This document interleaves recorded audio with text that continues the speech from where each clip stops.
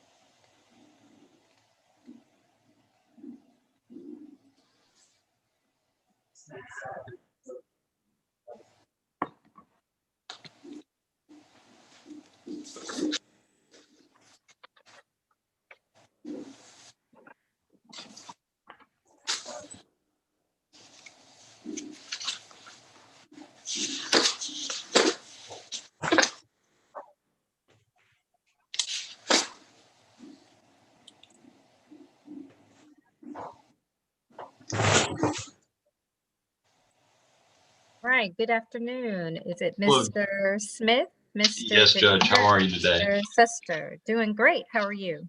Good Good. afternoon, Your Honor. Good, Hello, good. Judge. Hi there. All right. I'm going to go ahead. Well, it looks like we have somebody else joining us, so I'll wait a moment. That's Amanda Prue, Your Honor. She's with me, so we can go ahead. Okay. Okay. All right. Great.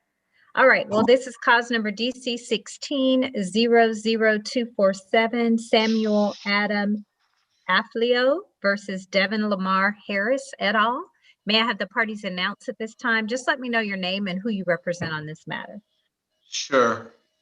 Israel Suster and Tyler Smith on behalf of the plaintiff, Samuel Aflalo. Thank you, Your Honor. Paul Janender and Amanda Prue of Weil, Gottschall, and Manges for the defendants, Devin and Megan Harris. All right. Thank you. All right. Well, it is set today for the defendant's motion to compel production of documents. I think I know almost most people on this video conference. I'm Judge Monica Purdy, the new judge of the 95th District Court. So I just want to take a moment to introduce myself to you. But what I show set today is the defendant's motion to compel the production of documents. I do show the plaintiff having filed a response there too. So I just want to make sure that is what you all believe is set before the court today. And if that's the case, I'll let the movement go ahead and present their motion, and then I will give the plaintiffs an opportunity to respond. Yes, Judge, and I'm just going to sit back and Mr. Smith is going to be the lawyer responding. I figured since it's the first time, this is a new rodeo for this court, I'll just appear and say hello. All right, no problem. All right, so I will hear from the defendants as it relates to their motion for motion to compel the production of documents. Great. Thank you, Your Honor. Paul Janender for the defendants. And I think I'm going to start with something that I think we all can agree upon. Welcome to the bench, Your Honor. It's a pleasure. It's a pleasure to see you in the 95th. Oh, well, thank you. Thank you so much. All right. Our motion is pretty narrow, Your Honor. And look, I'm going to give you a thumbnail of the history of the case. Does the court have some familiarity with the background of the case? Or I won't say that I have familiarity with the background. I have familiarity with the motion that's pending right now. I just read that, but I did not have a chance to go through the history. I'm going to dip a toe in the water into the background. There's a summary judgment motion coming up later this month that I'll reserve. I think we can all reserve going into more detail on that point, but I want to stay relatively narrow. The bottom line is this is a dispute over a residential real estate contract. My clients moved for summary judgment back in 2016 when this is in front of Judge Molberg. He granted it. It was appealed. It was affirmed. Petition for review was denied Court of Appeals. A motion for rehearing denied Court of Appeals, and then it was reversed on an en banc panel, and then the Texas Supreme Court declined to review it, and we got back to this court in April. So Judge, I just sprinted through 4+ years of litigation. And I think those facts are that's the posture. We have, and that opinion is, obviously part of the case. We have, at the time the summary judgment was granted in our favor, we had not done all the discovery that we were going to do because we won. So now, since we're back, we have updated our pleadings, asserted counterclaims, and this discovery goes to those counterclaims. One of the counterclaims is a counterclaim for fraudulent inducement, that the contract was induced through various torts involving and surrounding the disclosures that were or were not made about whether the house was in a floodplain and what documents were shared. So what are we looking for here? We're looking for two different things, Your Honor. We're looking for, and this relates to requests numbers 5 and 11, and that is documents sufficient to show any flood insurance on the property during the relevant time. And there are a series of objections. We did get an application for flood insurance, and we did get a declarations page. We did not get the policy. And why is, and Judge, I don't want any good deed to go, I want to make sure it's not no good deed goes unpunished. When I didn't ask for all documents, I asked for documents sufficient to show to be narrow. But the documents that they provided are not sufficient to show, because the declaration page says coverage limitations may apply. See your policy form and details. So I need to see the policy. And there are objections to that that I think are misplaced, and we are entitled to that document. I think it clearly is a discoverable document. That's request number 5. Request number 11 says correspondence between you and any third party related to any flood insurance maintained for the property. So if there's correspondence, great. Let me look at the response. The objection to that is overbroad. Overbroad regarding a document they haven't produced. Plaintiff further objects related to any flood insurance maintained for the property is vague and unclear. Plaintiff further objects to the request to the extent it seeks information neither relevant nor reasonably calculated to lead to the discovery of admissible evidence. We have a counterclaim for fraudulent inducement based on the existence and representations regarding this very policy.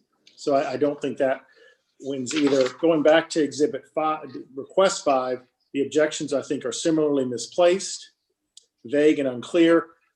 We have clarified subsequent in our motion, and we clarified in a December 11th letter that we can show the court that what we're looking for is actually the policy. We want the policy. So I think those objections are misplaced, and we'd move for an order requesting that the flood insurance policy itself be produced. And that's request number 5. Request number 11 is any correspondence about it to third parties, if any exists. So I think that's pretty straightforward. The other category we're looking for is when this lawsuit was filed and after summary judgment was granted, the plaintiff filed a separate lawsuit in Judge Smith's court against his real estate agent for torts, I believe negligence, because one of the issues at the time was the Harrises had requested certain information on the property and the agent didn't respond. And that was one of our bases for believing that we were not liable for terminating the contract. That lawsuit is still pending. That lawsuit was stayed by Mr. Aflalo while the appeal was going on. It's still stayed. As soon as this case came back here, we filed a notice in Judge Smith's court, and we have had a motion pending since last fall to get the cases consolidated, and that is actually set for hearing before Your Honor next week. It was supposed to be 2 days ago, but unfortunately, Ms. Prue and I were in a trial down in Houston that day. So interestingly, yesterday, Mr. Aflalo filed a notice of non-suit. that case, to which we swiftly objected because of the pending motion to transfer. So that's the background for that. Request 1516 asked a very simple question. All documents exchanged in discovery between or among you, meaning Mr. Aflalo, Clay Stapp and/or Clay Stapp and Company, the defendants in that case, if there are any. If there aren't, say so. The response is overly broad and lacking the requisite specificity as contemplated by the rules. Plaintiff further objects to the request to the extent it seeks information neither relevant nor reasonably calculated, and further objects to this request as assuming facts not in evidence. That last objection, Your Honor, makes me think, are they saying that there are no documents exchanged? And if there are no documents exchanged, then I would have expected the response to say none. Request 16, okay, so that's, and then request 16 says documents sufficient to show your damages as alleged in the agent lawsuit. And another whole set of objections.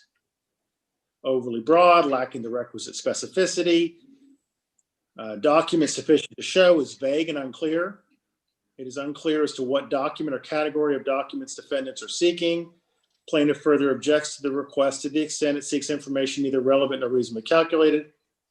Further objects to this request as assuming facts not in evidence, including that such is an active lawsuit.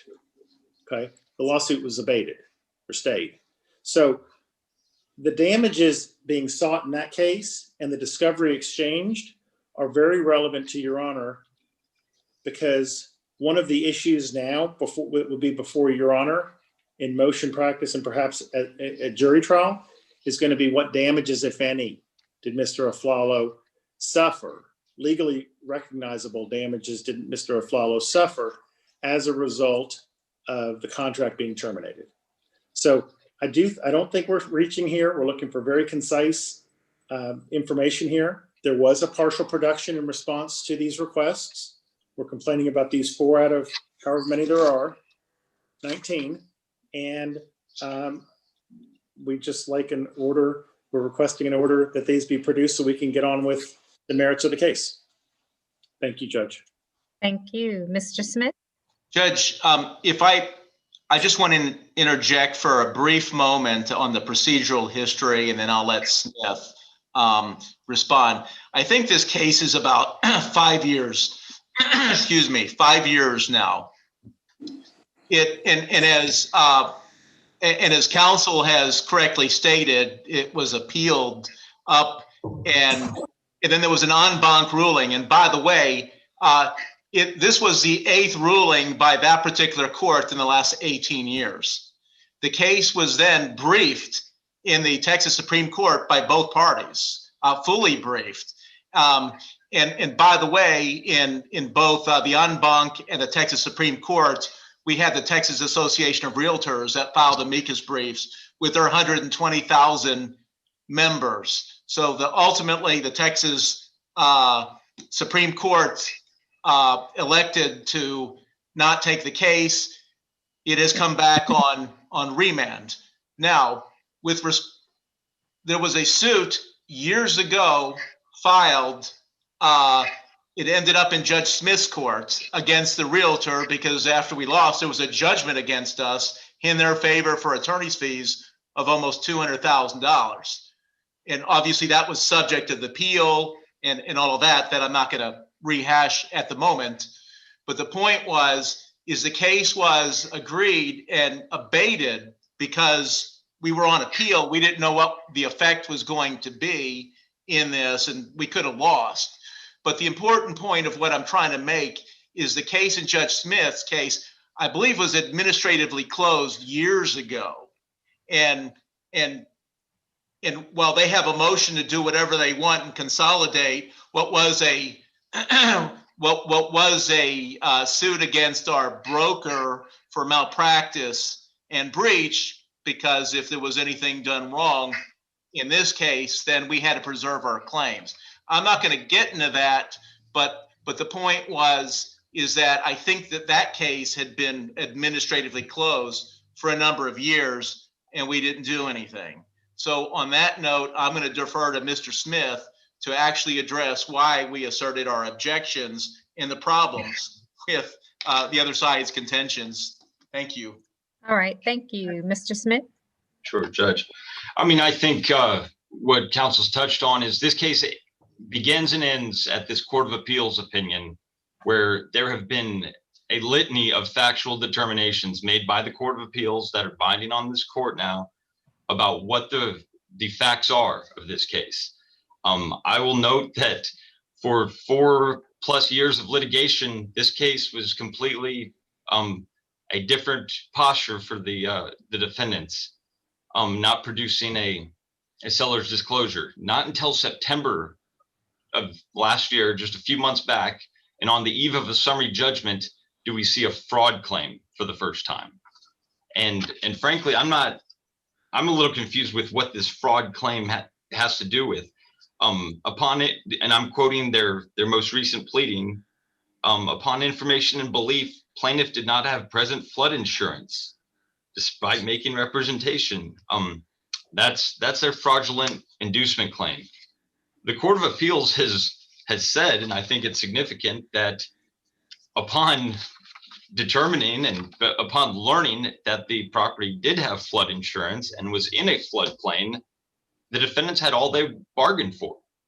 And that was the right to terminate this contract, which ultimately they didn't. And we can address that at a later time, but or which they did terminate, but not timely. And so to the extent that they're saying they need to see a flood policy to prove some sort of fraudulent inducement claim, just doesn't make sense when we have a Court of Appeals opinion saying that they did know there was a flood policy and within a floodplain. I could see the opposite, where the property was in a plain and it wasn't disclosed, but here we've actually disclosed that. And I guess they're taking a position that somehow we lied, or the property, we said it was in a floodplain when it actually wasn't, which just doesn't make a lot of sense to me. And especially at a late date here, where they've now lost at the appeal level and have asserted these claims kind of just recently for the very first time and taken a new posture in this case. Let me just ask some questions before we get too far out. And I appreciate being brought up to speed as to where we are today regarding this particular case. But I have not looked back at the history, obviously, since it has done all of this traveling back and forth between different courts. I will definitely make sure that I take a look at that. But as I understood the defendant, there's a counterclaim right now for fraudulent inducement. Is that correct? That's correct, Your Honor. Okay. And has the plaintiff, if the plaintiff feels that that is not a viable claim, have they done a motion for summary judgment to try to take care of that before we go to trial? I guess I'm just trying to understand if the claim is active right now, fraudulent inducement is out there, there's not been anything done to take it out of this particular case, then they are trying to seek discovery relevant to that counterclaim. And I guess I want to understand the rationale from the plaintiff that the policy is not relevant for them to prove fraudulent inducement. As I understood Mr. Janinder to say, the declaration page made reference to the fact that there could be some limitations in the policy, thus the reason why they wanted to see the policy. Going to the procedural history, Your Honor, and what you asked, we actually had a summary judgment heard by Judge Lee, who didn't deny it, didn't grant it, and reserved it on an issue that I won't get to. And so, but there's no order, so there's still fraudulent inducement as I sit here today, correct? Correct. All I'm going to suggest is that I think that court has indicated this was a very easy matter. He said, I think the court should it's easiest if the court actually reads the opinion factually, because the ultimate issue is they didn't buy the house, and they terminated according to the opinion, they went after the deadline to terminate, and then they said they terminated because they didn't get something, and that somehow was a breach. Well, the Court of Appeals addressed that in the opinion. So the question ultimately is, what does of an insurance policy have to do with anything? Because the Court of Appeals, in its opinion, goes through what the determination of the facts are. That's all I'd say. I think the court needs to look at that before it starts getting in, because this is just a sale. This is a typical, I'm selling you my house. You sign the standard Texas Association Realtors contract, and there's timings in which you can inspect, do this, do that, and terminate. And there was a termination. And at the end of the day, there's a Court of Appeals opinion on that termination and all the allegations. So I understand they can put at the nth hour a claim, and the summary judgment addresses those claims, but it's just not a very complicated fact pattern or issue. All right. Well, I'm going to wait, Your Honor. Okay. It's my turn, but I will say I'm at a disadvantage. Ms. Prue is a way better lawyer than me, and I'm going to go 1 against 2 here. But Mr. Suster, I knew when he said he was going to watch, but he wasn't. But he's kind of gone well beyond sitting on his hands. I'll just note that. Well, All it's right. just to address. I only want to get into the courts when the court's asking about procedural history or procedural issues in the background. I'm not actually addressing or trying to get it into the actual objections that we made. Mr. Smith has handled all of that. It's just since we're at square one with a new judge and all of this and these things coming out of the woodwork, yet again in the last 5 years, that's why. Your Honor, I do agree that when the court looks at the motion for summary judgment and sees that they've not moved in last fall or 2 weeks ago or last week on the fraudulent inducement claim. And to answer your question specifically, the fraudulent inducement claim was not part of the appeal, because at the time the case was appealed, we just moved on one simple claim and we won. So we didn't have a full chance. Thank you. Well, I'll take a look at the procedural history. So, Mr. Smith, let's pick back up with you. I asked that question about the fraudulent inducement claim and whether or not you believed that their request for the policy was relevant to that claim. Well, Your Honor, actually, they haven't requested the policy. They could have requested a policy, but their request reads, documents to show any flood insurance on the property. That the existence of flood insurance, not a policy. They could have easily said, produce a copy of the policy. Documents sufficient to show flood insurance. We've produced those, Your Honor. We've produced declaration. We've produced applications. I mean, I don't really think there's a dispute that there was flood insurance on this property. I mean, again, it's kind of backwards in the sense that there was insurance, and we said there was. It wasn't that this was in a floodplain and we didn't disclose that or something. So to the extent it's trying to get at it, the existence of something we've tried to conceal, it's just not. We've been out there. The Court of Appeals said they were aware of it, but just getting to the heart of this request, documents sufficient to show any flood insurance. I mean, I contend that the application, the declaration page, those types of things, those are sufficient to show, and those are responsive to that request and have been produced. But to the extent it's, what is a document sufficient to show? Is it a communication with your bank about the policy or I mean, there could be any number of things sufficient to show that there was a flood insurance policy there. But Well, They let certainly me asked make sure that I understand the plaintiff's objection. Is the objection that we have produced evidence of flood policy insurance, or is the objection or the hesitation that we are not clear from this question if we have produced everything they are asking? I mean, if you feel like we've complied, we've shown that there was flood insurance, that's what they asked for, and we've provided it to them, and we feel like we have complied with the request, that's one thing. But I'm hearing some argument now as to, I'm not sure what they're asking me. It could be a whole bunch of other documents that could do that. So I just need to know from the plaintiff, which one is it? Is it that we've complied, or that you're not sure what they're asking at this point? Well, it would be both, Your Honor. I mean, we have complied because we've produced documents subject to an objection that this is vague and unclear, and it is overly broad. And we would also assert the relevance to that as well, that it isn't relevant about, the flood policy or seeing a policy to the extent that's what they're asking for.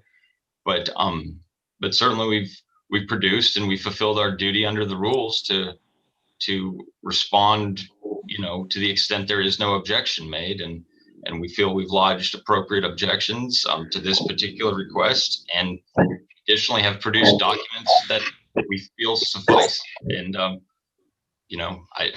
don't see the need of producing a policy, even much less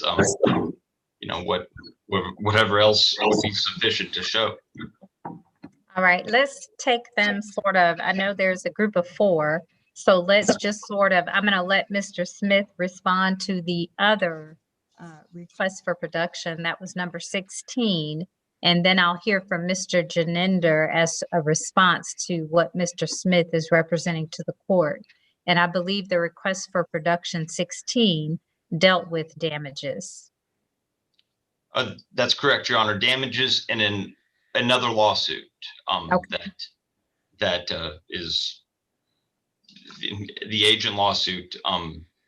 So to the extent they've tried to seek the discovery and damages in another lawsuit, we just don't feel that's relevant to this matter. And certainly, as Mr. Schuster has said, that was filed, and that really never got off the ground. I mean, to the extent they have these, attempts to bring in to consolidate that with this case, I think they're separate issues, and there's really not an entitlement to be getting discovery in a matter where they're not a party, and damages documents sufficient to show. Again, we believe that's a little overbroad, and it's not clear what category or what document they're seeking even. Okay, all right, Mr. Janinder, I'll allow you to respond just with respect to the request for productions 15 and 16. Okay. 15 and 16, Your Honor, they still haven't told the court if there are any discovery documents even responsive, and their response doesn't say it. So we still don't even know that they actually exchanged any discovery documents, number one. And they've refused to say that in their response. They're supposed to have a withholding statement. There's not a withholding statement. Their response doesn't say they're withholding documents. They haven't told the court that they're withholding documents. And if none exist, then it would have been none. But why is it relevant, Your Honor? It's relevant because, first of all, I don't know how that lawsuit was filed not in the 95th, because it clearly is a related case. Clearly is a related case. And number one. Number two, the allegations in that go directly to the heart of the subject matter and the operative facts in this case. And I guess the part that we really are talking past each other is a Court of Appeals opinion was about whether there was an obligation to provide a form called TAR 1414 as part of a residential real estate transaction. Okay, that does deal with the issue, has certain questions on whether something's in a floodplain. We are talking about a different issue, both with the flood insurance claim that goes to our fraud claim. But here, we want to know, because they've taken this position, we've gone and subpoenaed Clay Stapp to get documents from him, which is an unnecessary expense that we shouldn't have to bear. But they either have produced documents or not. And if they have, there's no burden. Mr. Seuster himself just told the court that they filed that case because of a ruling in this case. And he was the agent involved in this transaction. It's clearly relevant. If they have inconsistent positions they're taking in the two cases, that's discoverable and they'd be admissions, just as there are admissions in their petition in the agent case that they filed in Judge Smith's court, or what was Judge Smith's court. Mm-hmm. So that's our response there, Your Honor. I don't think these are very hard. They either have documents or they don't. And I heard the court ask me about 15 and 16, so I'm not going to talk anymore about 5 and 6 unless you let me. All right.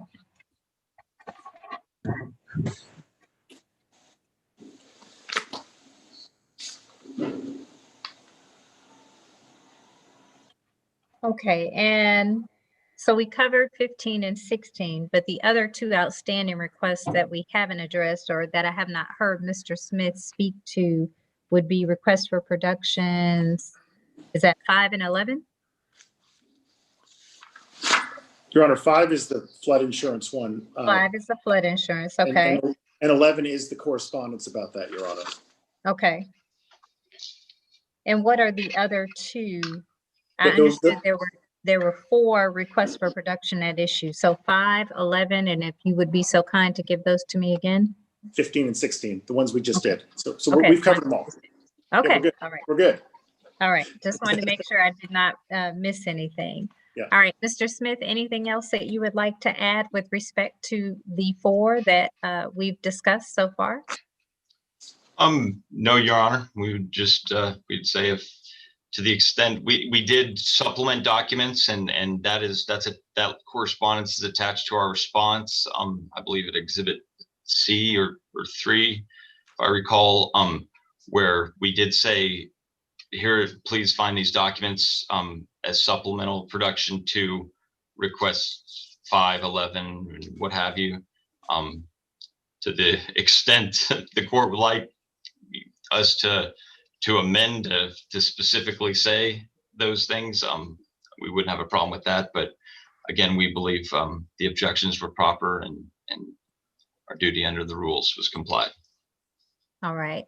Have there been orders uploaded with respect to the motion to compel? So I would assume that the movement, and I just want to make sure that I am wanting to make sure that I basically resuscitate what I think you want from this court, and that is a ruling on the objections. Is that correct, Mr. Janinder? It is, Your Honor. I do believe we did upload an order, although I'm looking at the order and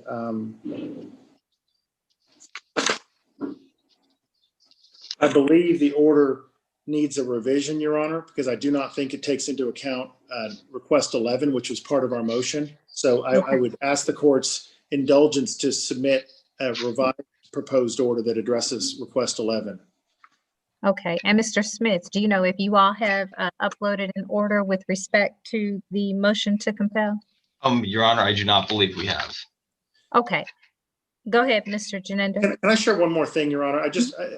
I'm trying to give you enough information, but not too much. But I did correspond with opposing counsel on December 11th.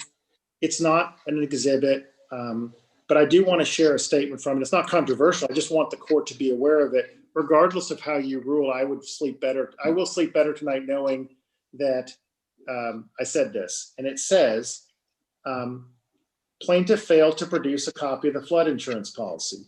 We re-urge our request that plaintiff immediately produce a copy of any flood insurance policy in effect during the relevant time period. Please also confirm that no discovery was served on plaintiff, nor did plaintiff respond to any discovery in the agent lawsuit, which is the case in Judge Smith's court. So I just want the court to know that before filing this motion, before coming before you, we ask the questions, just practically speaking, in plain English. So I think that there is a difference between a document that refers to something and a document that is something. And I think what they produced is incomplete because it refers to the policy. And it said, it not only refers to it, more importantly, it defers to it. and so I think that that's the issue. If they're right, and the policy existed and everything is exactly as they said, Judge Purdy, guess what? I'll be very quick to amend my pleadings, because then I won't have upon information and belief anymore. And Your Honor, if I could just clear one thing up, as counsel said, that was December 11th, the letter. They filed this motion on November 16th. So the motion was filed before that letter, a couple weeks before that letter ever came. So just to clear that up. All right. Let me ask that orders be uploaded with respect to the motion to compel that is before the court today. Mr. Janinder, do you know how long it will take your office to get that order uploaded? It will be uploaded within an hour. Okay, great. We just got it online, Judge. I appreciate you letting us do that. Okay, no problem. You all can expect a ruling from this court by the close of business tomorrow. The way that I of course need to take some time and go through all the history that you all laid out for me this afternoon. But the way that you can expect to receive my ruling is the court coordinator, once I sign whichever order that I do enter, she will push out to you all via email a copy of the court's order. Okay, Great. but I'm giving myself tomorrow by the close of business to get that done for you, gentlemen. And Your Honor, does it upload it? Does it help the court if we send it in Word to your administrator, or what's your preference? You can send it to Karen in Word. Okay. That would be helpful to the court. Okay. So we'll do Okay. both. Okay. All right. Thank Is you. there anything further? No, Judge. Okay, there's nothing further. That concludes our hearing. Thank you. Thank you, Your Honor. Take Bye-bye. care. Bye-bye.